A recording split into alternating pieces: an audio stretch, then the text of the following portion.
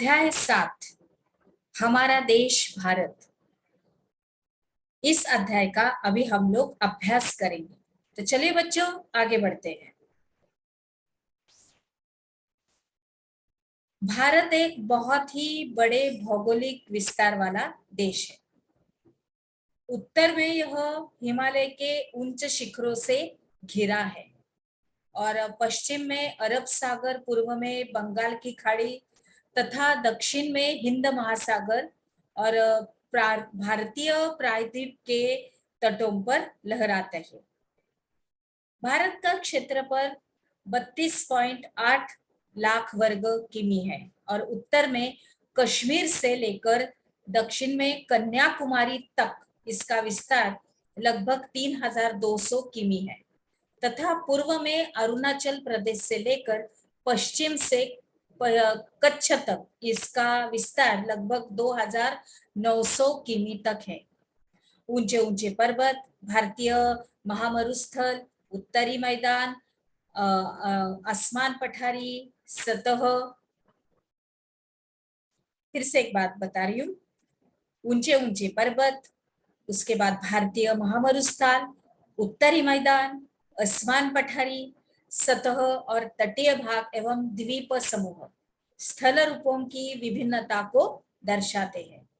यहाँ पर जलवायु, वनस्पति, वन्य जीवों, उसके बाद इसके सबके साथ साथ भाषा एवं संस्कृति में भी भिन्नता है और इस भिन्नता में भी हम एकता को पाते हैं जो हमारी परस्पराओं में दिखती है। यही कारण है कि हम एक राष्ट्र में बंधे हैं। वर्ष 2011 से अब तक का भारत की आबादी 120 करोड़ से अधिक हो चुके हैं और यह चीन के बाद विश्व का दूसरा सबसे अधिक जनसंख्या वाला देश है। आगे बढ़ते हैं बच्चों, अभी इसकी स्थिति हम लोग देखेंगे। भारत उत्तरी गोलार्ध में स्थित है और इसकी कर्क रेखा 23 उत्तर और देश के लगभग मध्य भाग से होकर इस तरह से गुजरती है और दक्षिण से उत्तर की ओर भारत की मुख्य भूमि का विस्तार 8.4 उत्तर तथा 37.6 उत्तर अक्षांशों के बीच में है और पश्चिम से लेकर पूर्व तक भारत का विस्तार 68.7 पूर्व तथा 97.25 पूर्व देशांतरों के बीच में है। अगर हम विश्व को पूर्वी एवं पश्चिमी गोलार्धों में बांटते हैं तो भारत की स्थिति किस गोलार्ध में होगी? बहुत बड़े देशांतरीय विस्तार लगभग 29 अक्षांश के कारण यहाँ के दो छोर पर स्थित स्थानों के स्थानीय समय में बहुत अधिक अंतर हो सकता था और इस तरह की दूरी पर स्थित दो स्थानों के बीच समय का अंतर लगभग 2 घंटे का होगा। जैसा कि हमने पहले पढ़ा भी है कि प्रत्येक 1 अंश देशांतर के लिए स्थानीय समय में 4 मिनट का अंतर होता है। जैसे कि पश्चिम में गुजरात की अपेक्षा पूर्व के अरुणाचल प्रदेश में सूर्योदय लगभग 2 घंटे पहले होता है और हम लोग ये पहले भी पढ़ चुके हैं कि 82.30 पूर्व देशांतर के स्थानीय समय को भारत का मानक समय क्यों माना गया है और इस यामोत्तर को भारत का मानक यामोत्तर भी कहा जाता है। आगे बढ़ते हैं बच्चों, भौतिक विभाजन। अभी भारत में पाई जाने वाली ये भौतिक आकृतियां विभिन्न प्रकार की है, जैसे कि पर्वत है, पठार है, मैदान है, तट तथा द्वीप समूह है।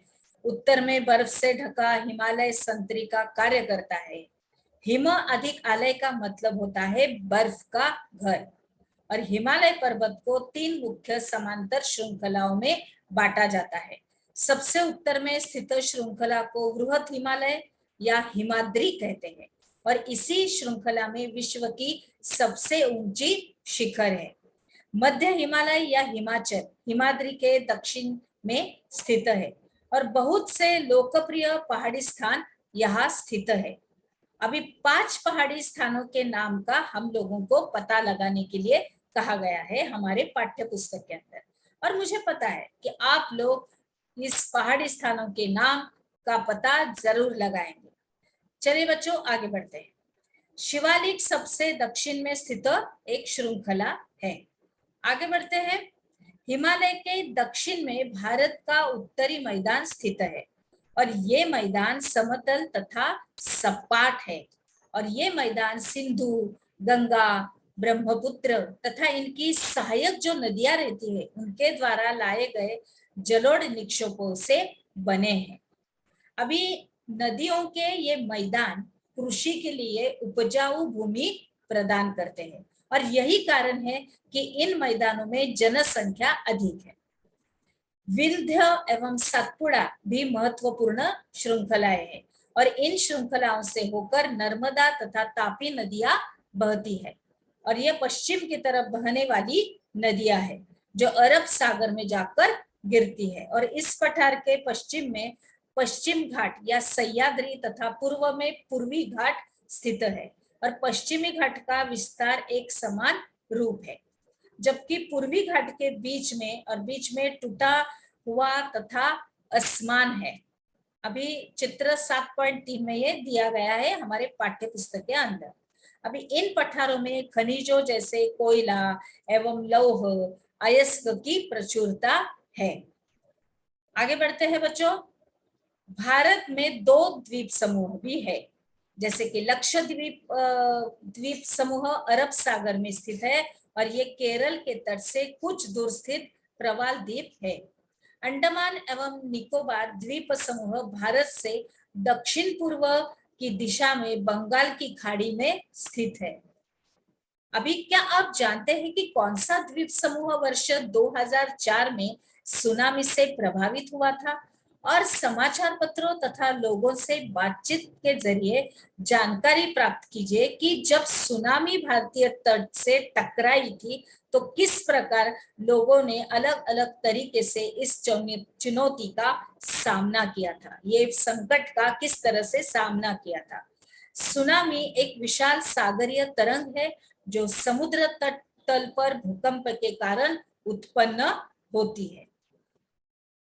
आगे देखते हैं। पश्चिमी घाट के पश्चिम में तथा पूर्वी घाट के पूर्व में तटीय मैदान स्थित बना हुआ है और पश्चिम तटीय मैदान काफी सैकड़े है और पूर्वी तटीय मैदान अपेक्षाकृत चौड़े है और वहां पे पूर्व की ओर बहने वाली नदियां भी है, जैसे महानदी, गोदावरी, कृष्णा तथा कावेरी बंगाल की खाड़ी में गिरती है और ये नदियां अपने मुहाने पर उपजाऊ डेल्टा का निर्माण भी करती है।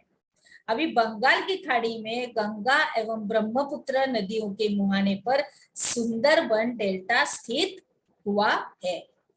आगे देखते हैं हमने क्या सीखा। इसके अंतर्गत आपको भौतिक विभाजन के बारे में लिखिए, ऐसा प्रश्न है। इसका प्रश्न अपने नोटबुक के अंदर आप अच्छी तरह से लिखिए।